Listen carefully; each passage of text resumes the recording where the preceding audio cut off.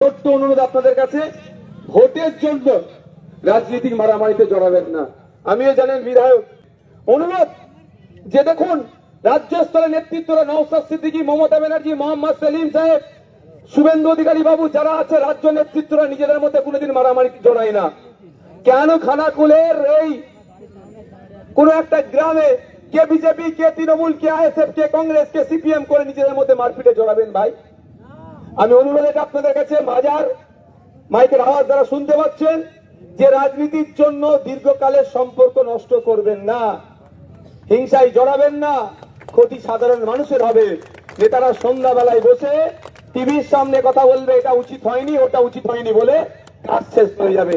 যার যাবে, যার ক্ষতি হবে, সেই কিন্তু বাকি 364 দিন সেটা নিয়ে তার ক্ষতিপূরণ করতে টাইম লেগে যাবে। তাই অনুরোধ, রাজনৈতিক হিংসায় জড়াবেন না, কারো প্রয়োজনে পা দেবেন না। আপনার ভোট আপনি দেবেন, যদি পছন্দ হয় খাম চিহ্ন দেবেন, যদি অন্য কোনো সিম্বল পছন্দ হয় সেখানে দিতে পারেন, অথবা যদি কাউকে না পছন্দ হয়, গণতন্ত্রে আপনার মতামতের আরেকটা জায়গা দিয়ে আছে, লোটাতে দেবেন। নেতা এরকমই হওয়া উচিত।